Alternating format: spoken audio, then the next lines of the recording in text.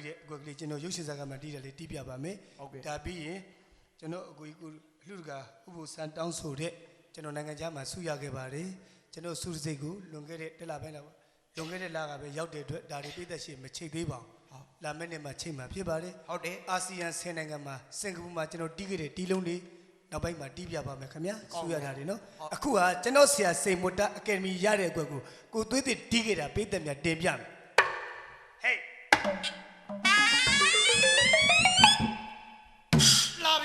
ေးလာပြီပြန်ပြီဟဲ့ရောက်ဘာမှမတီးရဘူးဟာမတီးသေးဘူးစမနော်ဟေး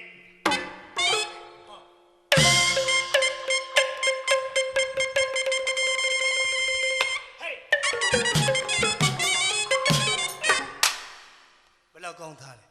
ပျော်တယ်လေကြည့်ဖြောက်နောက်ဆုံးတစ်ချက်ဘယ်လောက်ရတာရှိချီမကိုကိုွေးသွားတယ်ဟေးဟိုအားဆိုင်တီးရတာမညစ်ပန်နဲ့နော်မညစ်ပန်နဲ့နောက်ဆုံးတစ်ချက်ကတော့2တီတီ6တီတီပဲဆရာစေမွန်တာအကယ်ဒမီရတယ်ကွနော်မညစ်ပန်တခြားပြနေပြီဟေး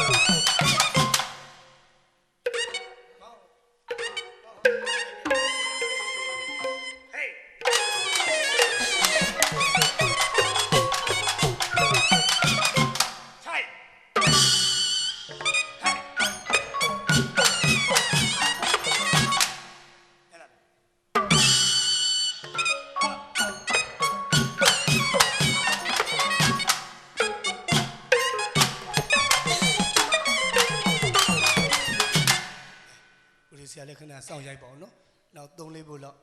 ကိုဘူဆန်းတောင်းဆိုတာလေးဒီမယ်သူကပြီးမှအေးစေးအင်ကြမှာကြည်တာဘုရားကိုနော်အဲ့တော့ကျွန်တော်ဇာတိမန်နဲ့ပဲဒီလုံးလေးနိုင်ငံခြားမှာဒီကဒီလုံးတီးပြမယ်ခုနစာလေးလာပြန်မင်းခိုင်းထားတာဗာလေအဲ့ဒီပြောစမ်းငါပတ်စာပြောင်းလိုက်အောင်ကျွန်တော်ဒီမှာစောစာပေးသွားတယ်ဘလို့ပေးသွားတို့လူရှင်တော်ကိုညီခဗျာအဲ့သူပေးလူငယ်များအတွက်တချင်းစုပေးပါလုံးလိုက်ဟာငါလေယူကြီးနဲ့တူးတော့ဟာဟေးမင်းလိမ္မာဖြစ်လေအပိုင်လုပ်ပါဟောကျွန်တော်တို့စီသေးရနဲ့တူပါတယ်လူငယ်တွေစင်ကူဘက်ကခေတ်ပညာတွေဘွဲရတယ်ဗျမင်းတို့နေရတယ်ဟုတ်တယ်အောက်မှာအင်္ဂလိပ်လိုဆိုင်းထိုးတာအလိုရေး THS ZHS မိုက်အင်္ဂလိပ်လို THS ZHS အဲ့ဒါမြန်မာလိုပြန်နော်မြန်မာလိုပြန်တော့ DHA ဒီမိတ်ချင်ဇရက်သွားအိတ်တယ်နဲ့နေတော့သူတို့မှဇရက်တန်ကျဲကြီးပဲလူလာပြီဇရက်လို့ဟောကျွန်တော်ဆိုပေးပါတဲ့ဆိုကျွန်တော်ကတော့ခေတ္တချင်းကတော့ကျွန်တော်ဟိုတချင်းသားကြိုက်ခေတ္တချင်းကလေးတွေရဲ့ပသက်ဖျားမှာရေပန်းစားတယ်ဗျာအင်တာနက်တချင်းဘယ်ဟာအတော်ကောင်းတာဗျမင်းတချင်းကနားထောင်ကြည့်ပါတဲ့1 2 3 4ကိုဖိုးအိ4 5 6ကိုမလတ်မွန်ရွာတဲ့သွားကိုဖိုးအိနဲ့ညာကိုဖိုးအိကြီးအိတ်လို့ပြောမျက်စိနှလုံးပေါ်မလတ်မွန်ကြိုင်လို့ကြည့်ပြောစီစီပြောစီနဲ့ကြိုင်လို့ကောင်းပူဒီပေါင်းဝဲပူဒီပေါင်းနီနီရဲပြပြကြီးဖရဲသည်ကောင်းတယ်ဗျာစားအောင်ထီရိုးစရာကောင်းတော့ကောင်းမသိချပြချက်အစီထွဲပဲပုတ်ချဲ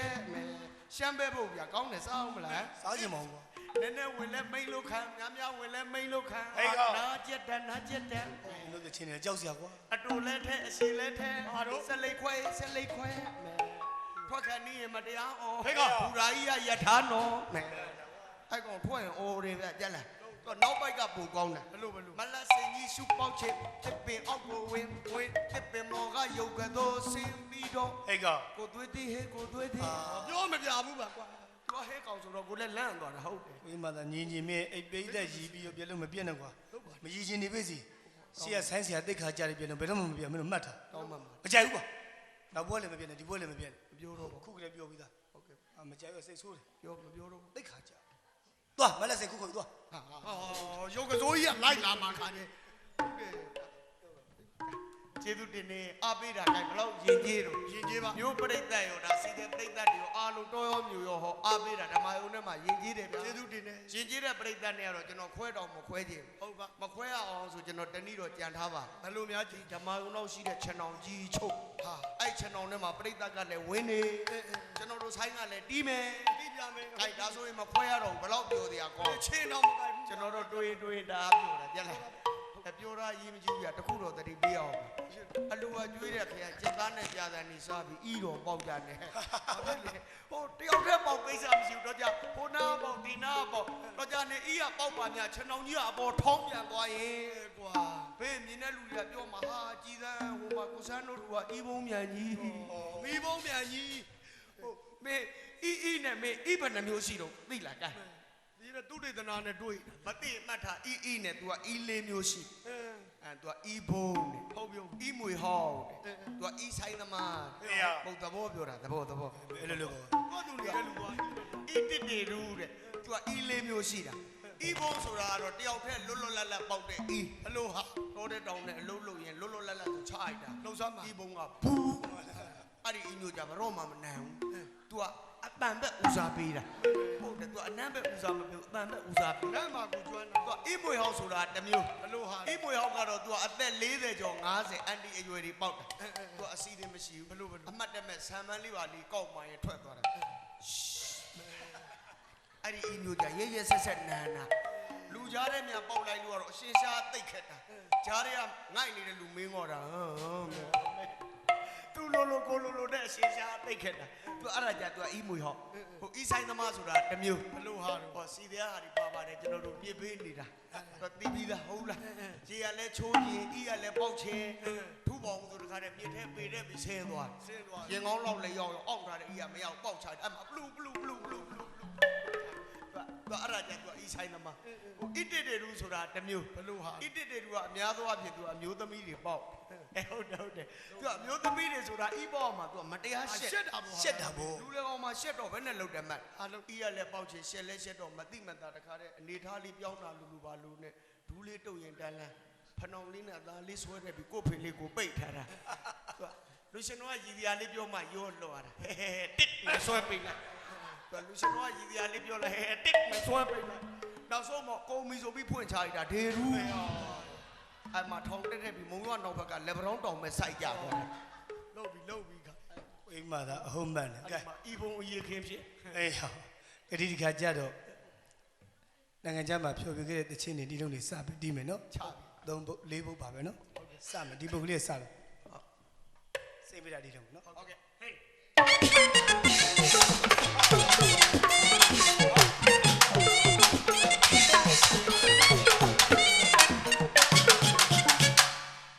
ပြတ်ဘူးပြတ်ပါဗျာကြွေးကတ်တယ်တစ်ချက်မှကိုမရှိတော့ရေတော့မွဲတာကြည့်နေဟာနေရသမျှလဲ तू အကြီးဆိုဂုံသိမ့်သွား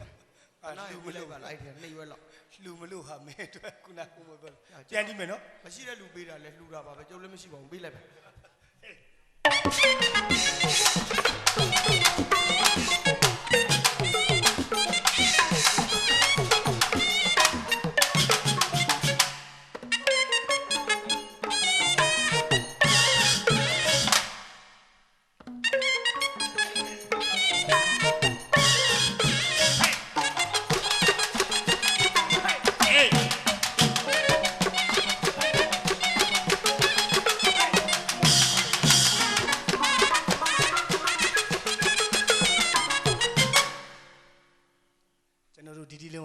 ရှိတယ်ပဲနည်းနည်းလေးပြောပြစေကျွတ်တို့မန်းလေးမြို့မှာကိုဂျာတီကျောင်းဆိုတာရှိဟုတ်တယ်အခုလေးရှိပါအဲ့ကိုဂျာတီကျောင်းမှာပွဲကဘာပွဲမှန်တယ်အခုလိုအလှပွဲမဟုတ်ဘူးဂျပန်စစ်ဘုံဘုံမိုးချိုးကိုဂုံမှုတဲ့ပွဲဟုတ်ပြီအဲ့ဒီပွဲကိုဘသူကဦးစီးကျင်းပလဲဆိုသမိုင်းမှာနိုင်ငံခေါင်းဆောင်ဖြစ်တဲ့ဗိုလ်ချုပ်အောင်ဆန်းကဦးစီးကျင်းပလွတ်လပ်ရေးဖခင်ကြီးကအဲ့တော့ဗိုလ်ချုပ်အောင်ဆန်းကအဲ့ဒီပွဲကိုသူဦးစီးကျင်းပတယ်ဆိုတော့ဆိုင်းကိုအခန့်အောင်တာဝန်ကြီးဘသူပေးတယ်မှန်ဘသူပေးနေမျိုးဗလာကျော်သူဖွဲရအဖိုးစိန်မိတာကိုတောင်းပေးဟုတ်ပြီဗျာအဲ့တော့စိန်မိတာကသူ့ကိုတောင်းပေးတော့စဉ်းစားတယ်ဘယ်လိုစဉ်းစားမှန်းဘယ်လိုစဉ်းစားရှင်းအောင်ပြောလို့ရှေးလူကြီးများအုံနောက်သုံးတာဟုတ်တယ်ခေါင်းသုံးတယ်လို့ခေါ်တယ် အဓိကအဲ့ဒီခေါင်းကောင်းမှ ဟုတ်တယ်ကောင်းကောင်းပါ ခေါင်းမကောင်းလို့ကတော့ရေးလိုက်တာနဲ့ထွက်ပြေး ဟေးဟာဒီလျှောက်ပြောတာ ဟိုတနာပါတယ်တချို့ဆိုပတ်ဆိုင်အိမ်ဒီမိနေခဲ့ရတာနဲ့ဒူးတွေပွန်းလာတာနဲ့မောက်ရလဲပြီး ဟေးဟာဘယ်လိုစဉ်းစားရမှတ်နေစိန်ပေတာကြီးကမြန်မာလူမျိုးတွေရဲ့မျိုးချစ်စိတ်တက်ကိုပြမယ် ပြမယ် မြန်မာလူမျိုးတွေရဲ့ဇာတိသွေးဇာတိမှန်တက်ကြွတာပြမယ် ပြမယ် မြန်မာလူမျိုးတွေရဲ့တတ္တိဖြတ်တိရှိတာကိုပြမယ်ဆိုပြီးတော့ဂျပန်စစ်ဗိုလ်ဘုံမိုးချိုးရှေ့မှာစိန်ပေတာတီလုံးကိုဒီလိုတီးခဲ့တာ ဟုတ်တယ် နားထောင်ကြည့်ကွာငါတီးပြ ချ ဟေး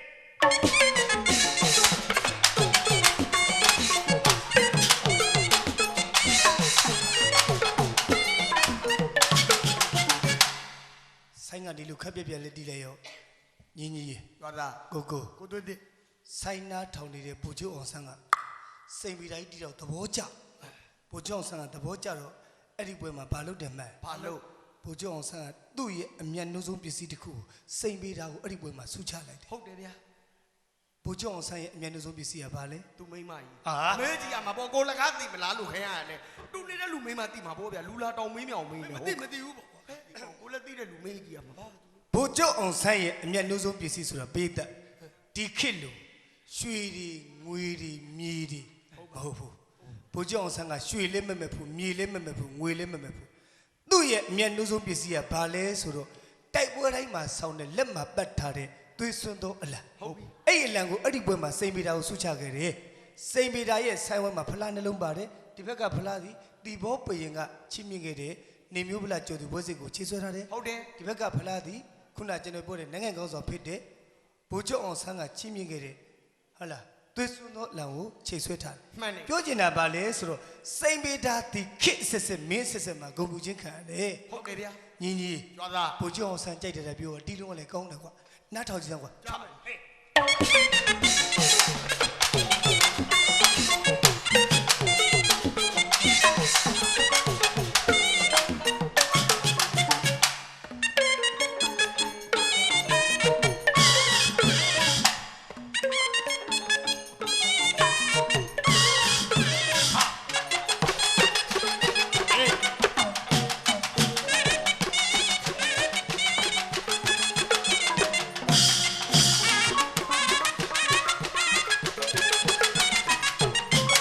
တီလုံးနေကောင်းတာမဟုတ်ဘူးခင်ဗျာတချင်းရလည်းကောင်းပါတယ်နားထောင်ကြည့်အောင်ထနောင်းရဲ့ ချင်းရတော့တို့ဗမာရီတတိဂေရီရာဇဝီထွန်းလောက်အောင်ဆွမ်းမီတို့တိမ်တို့ပြင်းလွတ်လည်ကိုအာနီသီရီယောကိုကြည်ကြည်တို့ပြင်းတို့မြေချင်းရတော့တို့ဗမာရီတတိဂေရီရာဇဝီထွန်းလောက်အောင်ဆွမ်းမီတို့တိမ်တို့ပြင်းလွတ်လည်ကိုအာနီသီရီယောကိုကြည်ကြည်တို့ပြင်းတို့မြေခစ်စီပြောင်းရင်ခစ်တိကိုစီမံလွတ်လပ်ဖို့တို့ချင်ခစ်စီပြောင်းရင်ခစ်တိကိုစီမံတို့တအောင်တို့ချင်ညီစိနော်တို့ရဲ့ပါချီတကြဆိုတို့ပြောင်းပြောင်းပေညာဗမာပြည်ငါတို့ပြည်ဗမာပြည်ငါတို့ပြည်ခင်ခင်မီမီအမျိုးကိုဆောင်ကြပေညာဗမာရီပါတီတွေဒီချိန်ကညီညာစီဗမာစုတာကိုဆွဲလွတ်တိုက်ဖို့တမီလေး ရပါတတိရပါတယ်အင်္ဂါမိန်းမဟာရခိုင်းလို့ တေချာပြောပါ တတိဆိုလို့လည်းရတာပြောလောက်ရမယ်လို့မင်းတို့ဘာမှမလုပ်ဘူးမလုပ်ရမယ်လို့မင်းတို့တွန့်လို့တော့စားဝကြီးတာဖတ်တင်တာပဲအဲ့ဒါဘုံကြီးပြောရမယ်စကားလားရပါတတိတော့ရဲဘော်တော့ရှေးပါရန်သူနောက်မှဆူးကြုံဘဲမှချီးဖို့ဘာနဲ့လုံးမှာတော့ရန်သူတွေပတ်ချလဲဝိုင်းနေတယ်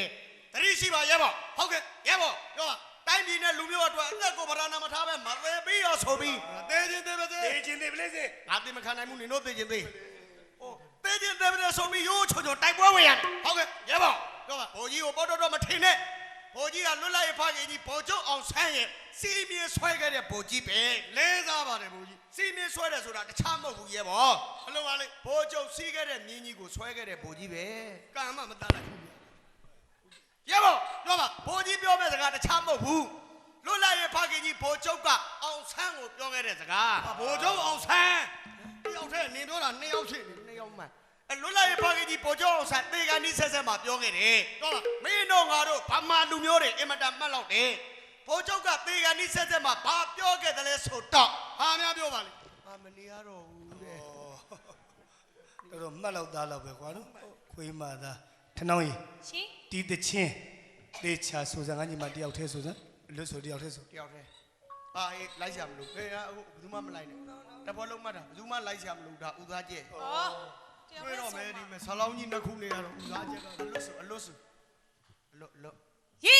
တောက် အလွတ်ဆိုမလက်သီးနဲ့ဖက်နမ်းပဲထောမလိုက်မယ်ထောမလိုက်မယ်ဘိုးတော့နားနေမှာပေါ့ဖက်နမ်းတော့သူကောင်းကိုကောင်းဆင်ပြေသွားပြီးတာကြောက်တော့မယ်မင်းအဲ့လိုပြောအလွတ်ဆို ရီတောက် အလွတ်ဆိုအဲ့လိုလို့ ဒါလို့ဆိုတာပဲ အလွတ်လည်းပြောသေးဟာထမိန်ကြီးနဲ့ဟာသူများတမီသွားပြီကွာ ဟဲ့ကွာပတ်ဝန်းကျင်နဲ့ကွာအကြောင်း လူ နဲ့ကွာ တွေအများကြီးအာနာစရာကောင်းတာ ရှက်စရာကောင်းတယ် ခုချုပ်ခိုင်းလိုက်ကိုလည်းဘ ഹു တုဒပေါ့ဗျာခံကြီးကဘ ഹു တုဒလူချင်းနေတော့ တော့မညစ်ပတ်နဲ့ခွေးမသားဥစားမလေး ရီတောက်တို့ဗမာရီတတိရီစာစွေထုံးလောက်အောင်စွမ်းမီတို့တိုင်းတို့ပြည်လွတ်လပ်ရေးကိုအာသာနီသွေရီယူကိုကြည်ကြည်တို့ပြည်တို့မြေခစ်ဆွေကိုပြောင်းမြန်ခစ်တိကိုစီမံလွတ်လပ်ဖို့တို့ကြံညီစေနော်တို့ရဲ့ပါကြည်တက်ကြစို့တူပြောပြ ပမာပြေငါတို့ပြေပမာမြေငါတို့ညီခင်ခင်မင်းမမျိုးကိုစောင့်ကြပမာတွေပါတီတွေဒီချိန်ခါညီညာစီပမာစုထားကိုဆွဲလို့တိုက်ဖို့တမီနေ တချင်းစာသားထဲမှာပိတ်သက်တချနားထောင်လိုက်ဗမာပြည်ငါတို့ပြည်ပါတယ်နော်ဗမာမြေငါတို့မြေပါတယ်ဗမာပြည်ငါတို့ပြည်လို့လည်းပြောတာညီညီ ရာ တို့မန္တလေးမြို့ပဲကြည့်ဟိ ကြည့်ပါ မြို့လေကောင်မှာဗမာတွေမရှိကြတော့ ပိတ်မရှိတော့ ခုဗမာတွေပဲသွားရပဲရောက်ကုန်ကြ မြို့သစ်တမန်ကုန်းဟိုပဲကန်ကြီးကုန်းပဲသွားစုနေကြမသေးကြတဲ့မြေလေးတွေအဲ့ဒီ10သိန်း15သိန်းပေးဝယ်ကြခုဖြစ်မယ်ပြောတော့ကြာနေဖြစ်မယ်ပြောကိုတောင်နှစ်ကွက်အဝယ်မလို့ယူကြောင်ကြောင်ဖြစ်ရှိမယ်လေ ကြာကြာနေရင်ပဲရောက်တော့မယ် ကျွန်တော်ဖားတောင်ပေါ်ရောက်တော့ ဟိုကဝယ်ပြီးမိုင်းခွဲလိုက်မှမင်းတို့တစားစီဖြစ်ကုန် ခွဲလာ ਈ လားဟုတ်တယ် ဧည့်သည်တွေကနေရာယူပြီးတော့အင်ရှင်တွေကအိတ်အပြင်ဘက်ကိုထွက်ပေးရမယ်ခေတ်ကိုရောက်သွား ဟုတ် ဟဲ့တနတ်တွေပြဘုံတွေခွဲမိုင်းတွေချမှနေချဲ့တာမဟုတ်ဒီခေတ်ကအုံနောက်ကောင်းတယ်ပြည်သက်စီးပွားရေးနဲ့နေချဲ့တာဘယ်လိုစီးပွားရေးနဲ့နေချဲ့လဲဆိုတော့ခမရတို့မွေးထားတဲ့သမီးရွယ်လေးတွေကျွန်တော်တို့ညီမအရွယ်ကျွန်တော်တို့တူမအရွယ်လေးတွေမြန်မာအမျိုးသမီးပညာတတ်ပွဲရတယ်အခုမန္တလေးမှာအဲ့လူမျိုးသားတွေခိုင်းစားကို ဟုတ်တယ်ဗျာ ဘယ်နေရာတွေမှာခိုင်းစားတယ်မလဲ ဘယ်နေရာခိုင်း ရက်ချက်ဆက်ယုံတွေကုမ္ပဏီလီမိတက်တွေဘန်တိုက်တွေစတိုးဆိုင်တွေဟိုတယ်တွေရွှေဆိုင်တွေဘီယာဆိုင်တွေမှာစကတ်တို့စကတ်ပြေဘောင်းမီတို့ဘောင်းမီခွဲလေးတွေဝတ်ပြီးတစ်လ9000ရလှုပ်စားရတစ်လ6000ရလှုပ်စားရတဲ့ဘဝကိုရောက် ဟုတ်တယ် တခင်မျိုးဟဲ့ တော့ပါပါ တခင်မျိုးကြီးဒုပမာတာပြောတာကျွန်ဖြစ်တဲ့လူကများကျွန်စိတ်ကိုမကုံအောင်ဖြစ်နေ မပြောအောင်ဖြစ် ဒါကြောင့်ရှေးလူကြီးတွေကဘယ်လိုပြောတယ်မှတ် ဘာလို့ပြော မင်းတို့ကျွန်မဖြစ်အောင်တဲ့ပညာတတ်အောင်ကြိုးစား ဟုတ်တယ် ပညာမတတ်ရင်ဘာဖြစ်မလဲ အောက်တန်း အောက်တန်းကြကုသိုလ်မရှိရင် ဆင်းရဲ ဆင်းရဲမယ်အကျင့်မကောင်းရင် ပျက်စီးမယ် စီးမယ်ပညာကလည်းမတတ်ကုသိုလ်ကလည်းမရှိဒီထဲမှာအကျင့်ကလည်းမကောင်းတော့တခိုးနဲ့ချဘိုးနဲ့ကျွတ်တို့မြန်မာလူမျိုးတွေများနေတာဟုတ်လားပညာတတ်အောင်ကြိုးစားမယ်ဆိုတော့ပညာရွှေအိုး လူမခိုး လူမပြောနဲ့မီးလည်းမခိုးနိုင်ရှင်းအောင်ပြောရင်ပညာကသေမင်းတောင်မခိုးနိုင်တာပညာ ဟုတ်တယ်ဗျာ ပိတ်သက်စဉ်းစားစိန်ပေတာကြီးသေသွားတာကြာပြီစိန်ပေတာရဲ့ပညာကိုအဲ့သေမင်းကခိုးနိုင် မခိုးနိုင်ပါဘူး အဲကျွန်တော်ပညာမို့စိန်ပေတာပညာမြတ်စွာဘုရားပြိဋိဘံပြုသွားတာကြာပြီဘုရားရဲ့တရားတော်တွေကိုအဲ့သေမင်းခိုးနိုင် မခိုးနိုင်ဘူး အဲ့ပညာတွေမခိုးနိုင်ဘူးသေမင်းမခိုးနိုင်တာ ပညာ ဒါကြောင့်ပညာရွှေကို လူမခိုး ဒီလိုလာတယ်ဟုတ်တယ်နည်းနည်းပြောဦးမယ်ခေတ်ကပညာရွှေကိုလူမခိုးမဟုတ်တော့ ဘလို့ဖြစ် ရွှေအိုးရှိမှပညာတတ်မဲ့ခေရောက်သွား နည်းနည်းပြောအောင်လား ကိုသားသမီးလေးတွေ10တန်းအောင်ခြင်းပွဲရခြင်းတော့မိဘတွေဘာလုပ်ရ ဘာလို့က ရွှေလေးတွေရောင်းပေးလိုက်ရမြေလေးတွေပေါင်းပေးလိုက်ရ နွားလေးတွေရောင်းပေးလိုက်ရစားတာစားတာမြေပဲလည်းစားတယ်နှံ့လည်းစားတယ်ဂျုံလည်းစားတယ်မြေလည်းစားတယ်ဟုတ်ကဲ့စိုးစား ပြောချင်တာကဘာလဲဆိုတော့ပ ပညာကိုငွေပေးပြီးဝယ်ရတဲ့ခေတ်ကိုရောက် ဟုတ်တယ် ကျွန်တော်သမီးလေးကိုတန်းရှိသွားပါပြီကိုသွေးသွေးသမီးဒါပေမဲ့ယူရှင်နာမည်တော့မပြောတော့ပါဘူးဗျာဒါပေမဲ့ကိုကလည်းပညာတက်စင်တော့ထားတာဗျာ12သိန်းသွေးသွေးမန္တလေးကိုရောက်လာတာအဝတ်စားနှစ်စုံပဲပါတယ်ဒါပေမဲ့သွေးသွေးစူးစမ်းခဲ့တာဒီလိုဆိုင်မျိုးသွေးသွေး10ဆိုင်ထောင်တယ်ကျွန်တော်ကိုအောင်သမားတိဖြစ်တယ်ကိုအောင်တို့မမော်စီကိုစပြီးအားပေးခဲ့တာသွေးသွေးအကြောင်းအလုံးသိပြီးသားနော်ဒီလိုဆိုင်မျိုး10ဆိုင်ထောင်လာတာပညာသင်တာဘလောက်ကုန်တယ်လဲမမေးနဲ့တပြားမှမကုန်ပါဘူးခင်ဗျာသူများအိမ်နေပြီးသူများကြွေးတာစားသူများပေးတာယူဟုတ်လားပေးတာပဲယူခိုင်းတာလုပ်ပြီးသွေးသွေးစူးစမ်းလာတာဒီခေတ်ပညာရေးနဲ့ဘလောက်ကွာခြားတယ်သက်ဆန်နေတာ90 100ကုန်လိုက်တယ်ဗျာဘာလို့စားမှလည်းမသိတဲ့ခေတ်အဲ့နေရာလေးကိုပေးတဲ့နည်းနည်းလေးစဉ်းစားကြည့်စိန်ပေတာကြည့်ဘလောက်အုံနောက်ကောင်းတယ်လေဒါလေးနဲ့ပြစဉ်းစားစိန်ပေတာတိတ်အုံနောက်ကောင်းနေသူဆိုင်ကိုနားထောင်တဲ့ပေးသက်ကိုကြုံမဖြစ်အောင်စီးအောင်သွားတာဒီပတ်လုံးကိုဒီလက်ကတီးရင်မြည်တယ်နော် ဟုတ်တယ် ဒါပေမဲ့ပတ်လုံးကိုမြည်တိုင်းတီးတာမဟုတ်တိတ်အုံနောက်ကောင်းနေကြုံမဖြစ်အောင်စီးအောင်သွားတဲ့တခြင်းတီးလို့ဒါပြောချင်တာကိုသွေးတွေကလည်းကိုသွေးတွေဆိုင်ကိုနားထောင်တဲ့ပေးသက်အမြဲတမ်းကြုံမဖြစ်အောင်လူမျိုးအတွက်ဗမာ ဟုတ်တယ် သာသနာအတွက်ဗမာနော်တို့ဘာသာအတွက်ဗမာဖြစ်ရဒီလုံးနားထောင်ကြည့်စိန်ပိတာဒီလုံးကံတော်မြောက်ဒီလုံးချ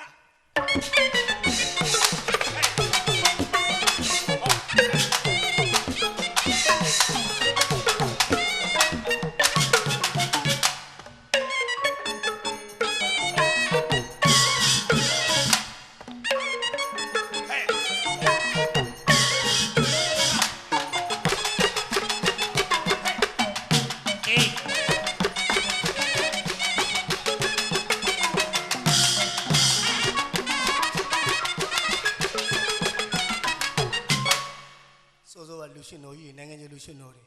ကိုစွညိုကိုမောင်မောကျွန်တော်နဲ့တွဲခဲ့တာ10နှစ်ကြာဟုတ်ကျွန်တော်ကစိတ်မတားစီမှာပညာသင်လာတာ10နှစ်ကြာသူတို့ဆိုင်းထောင်တာနဲ့သူတို့ဆိုင်းနဲ့ဝင်တည်တာ10နှစ်အဲ့တုန်းကကိုစွညိုကိုမောင်မောနဲ့ကိုသွေးတင်တဲ့တမိုင်းလေးတစ်ခုရှိအဲ့ဒါပါလဲဆိုတော့အာရှသူရဲကောင်းကျွန်တော်အောင်မြင်ခဲ့တဲ့တခြင်းပေါ့ခင်ဗျာအဲ့ဒါနောက်ကလူရှင်တော်ကိုစွညိုကိုမောင်မောနဲ့မြန်မာတပြည်လုံးဖြန့်ခဲ့တာအဲ့ဒါကျွန်တော်အောင်မြင်ခဲ့တဲ့တခြင်းတွေကိုပြည်သက်များကိုတီးပြပါမယ်ဒီတခြင်းကနိုင်ငံခြားမှာလဲကျွန်တော်တီးခဲ့ပါတယ်ဟုတ်နားထောင်ကြည့်အောင်ဗျာဒီလက်တန်လေးကြားရင်မြန်မာတပြည်လုံးသွေးသေးလက်တန်ဆိုသိတယ်စကြည့်ချမ်း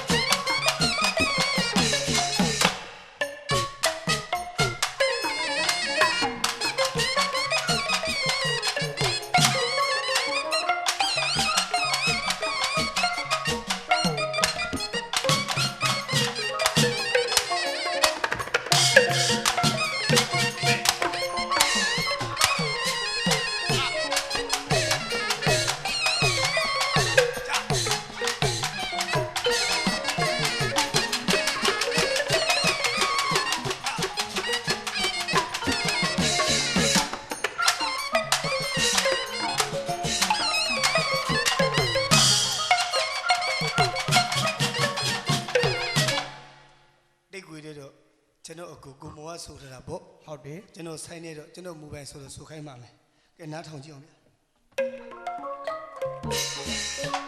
မြမလလရဲ့အတွက်တမတော်ဖွဲ့ဖို့ဂျပန်ပြည်မှာကွယ်တကယ်ပဲတန်တယ်လဲလို့ဆင်းဒုက္ခခံငါကြံစီတဲ့ရေကောင်းတဲ့ပေါ်ဆန်းတဲ့အာဇာနည်တွေမြမလလရဲ့အတွက်တမတော်ဖွဲ့ဖို့ဂျပန်ပြည်မှာကွယ်တကယ်ပဲတန်တယ်လဲလို့ဆင်းဒုက္ခခံငါကြံစီတဲ့ရေကောင်းတဲ့ပေါ်ဆန်းတဲ့အာဇာနည်တွေငါတို့ပမာပြေဝဲမိဘအပေါင်းတို့ကရဲ့ဘိုးအောင်ဆန်းလို့သူရဲ့ကောင်းစိမ်မွေးရရမယ်ငါတို့ပမာပြေဝဲမိဘအပေါင်းတို့ကရဲ့အာဇာနည်စစ်တွေကိုရှိပုံမွေးရရမယ်အော်ဘယင်းနောင်နဲ့ရ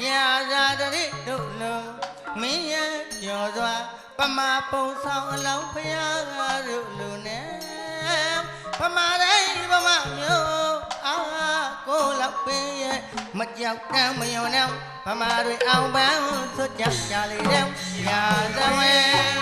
တောက်ပတ်တီလဲရှိရမယ်မောင်ကလေးတို့လောက်တဲ့မြင့်မြတ်တဲ့ကိုအောင်ဆန်းရညာသဝဲတောက်ပတ်တီလဲရှိရမယ်မောင်ကလေးတို့လောက်တဲ့မြင့်မြတ်တဲ့ကိုအောင်ဆန်းရတိုင်းပြည်အကျိုးဆုံးခဲ့တဲ့များခါနေလွယ်လွတ်လပ်ဖို့တို့အမျိုးကိုကျွန်းလွယ်မှာကဲတို့ဗမာတွေစုံမို့ဖို့မျောကြရလို့ပေါ်လာတယ် သမန္တာကြီးဦးသိန်းစိန်နဲ့ဒေါန်ဆန်းစုကြည်တော့ပြေလေလားမပြေလားတဲလားမတဲလားတော့မသိဘူးအဲ့ဒါလေကျုပ်လုံးမို့ကျုပ်ပြောချင်တာတစ်ခုရှိပါတယ်ကျုပ်လိုပြောလဲခုနကကျွန်တော်ကတောသားမလို့ကျုပ်လိုပါသွားတာနော်ဟုတ်ဘာပြောချင်တာလဲဆိုအခုတော့ဇက်တွေအငိမ့်နေဆိုင်းတွေတီးဝိုင်းနေဒီတချင်းတီးနေကြ တော်တော်များများတီးကြ ဟုတ်လား ဟုတ် ဘာလို့တီးတုံးလို့စဉ်းစားကြည့်တော့policy လို့လားအောင်းမေလို့ဒီလိုများတီးကြလာတော့မသိဘူးနော်ဒါပေမဲ့ policy လို့ပြောအောင်လဲဘူချုပ်အောင်ဆန်းက policy မင်းသားလည်းမဟုတ်ပါဘူး ဟုတ်ပြီညာ ဒီတဲ့စဉ်းစားကြည့်ဘူချုပ်အောင်ဆန်းဒီဒုတိုင်းပြည်ရဲ့ လွတ်လပ်ရေးဖခင်ကြီး ရှင်းအောင်ပြောလိုက်ကွာအဖေလို့ပြောလိုက် ဟုတ်ပြီ ဟုတ်တယ်နော် ဟုတ်တယ် ပထွေးမဟုတ်ပါဘူးပထွေးနဲ့အဖေနဲ့ကွဲတယ်ကွာပထွေးကိုစိတ်ဆိုးလို့ပြန်တတ်တော့မှလူတတ်မှုကလွယ်ပါဖြစ် ဟုတ်ပြီ အဖေရင်းကိုပြန်တတ်ရင်တော့လူတတ်မှုလည်းဖြစ်မယ်ဗျာတတန်တရားလုံးလည်းတရားနဲ့မတွေ့ ဝေးပြီ ပြောမှာကွာဖះကိုဘယ်သူကလှုပ်ကြံတာလဲ ဒေဝရတ်ကလှုပ်ကြံ ဘာရွယ်ချက် ဟာဖះဖြစ်ချင်လို့နေရာလူတာလေ ဘိုးချုပ်အောင်ဆန်းကိုဘယ်သူကလှုပ်ကြံတယ် ကလုံစောကလှုပ်ကြံ ဘာရွယ်ချက်လဲ ဟာခေါင်းဆောင်လှုပ်ချင်တော့နေရာလူတာလေ ဖះကဘယ်သူအတွက်အလုပ်လုပ်တယ်လဲ တတ္တဝါတွေအားလုံးအများအတွက်လှုပ်တာ ဘိုးချုပ်အောင်ဆန်းကဘယ်သူအတွက်အလုပ်လုပ်တယ်လဲ တိုင်းရင်းသားတွေဗမာလူမျိုးတွေအားလုံးအတွက်လှုပ်တာ အများအတွက်အလုပ်လုပ်တယ် ဟုတ်တယ် အဲ့လိုအများအတွက်အလုပ်လုပ်တဲ့သူကိုဘယ်လိုခေါ်တယ်လဲ ပရာသမာ ကိုတူးတယောက်ထင်းနေကိုဖြစ်ချင်ရကိုလှုပ်နေတဲ့သူကဘာခေါ်လဲ အတ္တသမာ အတ္တသမားအဲ့တော့ကိုသွေးတစ်ကအတ္တသမားကိုဂုံပြူရမှာလားပရသမားဂုံပြူရမှာလား ပရာသမာကိုပြုရမှာဘောဗျာ ဟုတ်ကဲ့ကျုပ်ကမိုးရွာကန်ဒီမှာအော်တယ်ဖားမဟုတ်ပါဘူးနှွေးခေါင်းခေါင်းကလေးအော်လာတယ်ဒီတချင်းကိုအနှစ်20ရှိပေါ့ကိုသွေးတစ်တီးတာလားဆိုင်းနေအငိမ့်နေဇက်ဒီတချင်းတီးခဲ့ပါလားအရင်တော့ကဘာဖြစ်လို့မတီးရလဲ အထွေးတွေကြောင်းလို့ပေါ့ဗျာအဖေတွေပထွေးတွေဆိုမှတော့အဲ့လိုပြောရတော့မှာပေါ့ ဒီလေဖေးတဲ့ချင်း ပြောချင်တာဘာလဲဆိုတော့အရင်တော့ကလည်းတီးစေခြင်းနဲ့အခုလည်းတီးစေခြင်းနဲ့ဆန္ဒကိုသွေးတစ်ကတော့ပိတ်သက်ပြောလိုက်မယ်ပြုရှင်းရှင်းလင်းလင်းဘယ်မင်းတက်ဘယ်အစိုးရတက်ဒီတချင်းကတော့ကိုသွေးတစ်လက်ဆွဲဖို့ဖြစ်လို့အမြဲတည်းလိုက်ပဲကဲဒုတိယဘက်ကလေးဆက်တည်မယ်ဗျာ ကြမယ်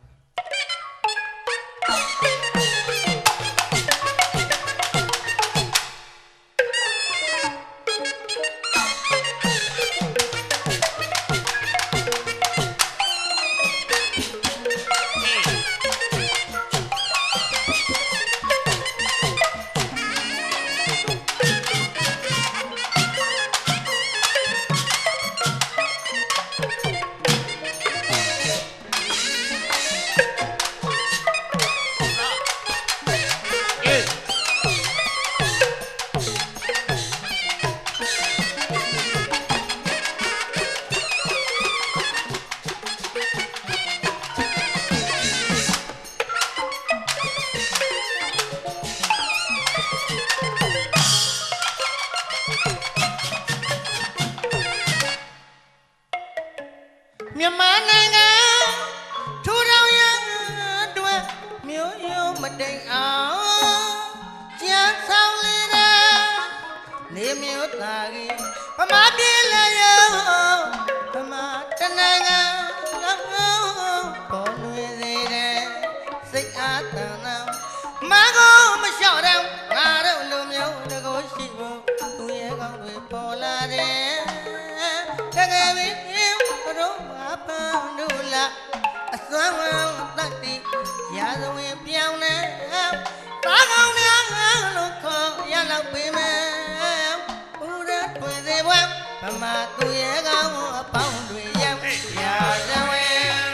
ထောက်ပတ်တယ်လည်းရှိရမယ်မောင်ကလေးထိုးလောက်တဲ့မြင့်မြတ်တဲ့ဘုအောင်ဆန်းရဲ့ရာဇဝင်ထောက်ပတ်တယ်လည်းရှိရမယ်မာကိုလည်းထိုးလောက်တဲ့မြင့်မြတ်တဲ့ဘုအောင်ဆန်းရဲ့တိုင်းပြည်အကျိုးဆုံးခဲ့တဲ့များခါနေလွယ်လွတ်လပ်ဖို့တို့အမျိုး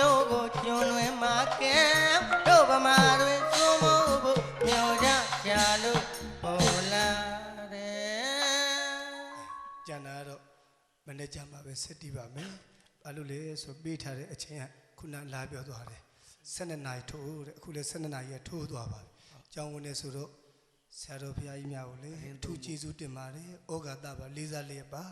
ကိုအောင်တို့မိသားစုကိုကျော်သူရတို့မိသားစုဟုတ်လားကိုဘိုဆန်းတို့မိသားစုလည်းကျေးဇူးတင်ပါတယ် ဆရာတော်ဘုရား ဒီလိုတီးခွင့်ရတာတောင်မှအတော်ဟုတ်လားခါတိုင်းတာတီးခွင့်မရှိပါဘူးအမြဲတမ်းဒါနပြုအမြဲလုပ်နေတဲ့ပုဂ္ဂိုလ်များ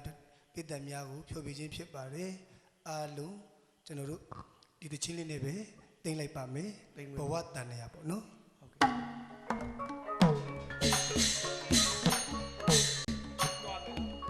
ဘဝတန်ရာရှင်လျာထွေးပြမနေမနာတတော်ရဲသွားခြင်းရာ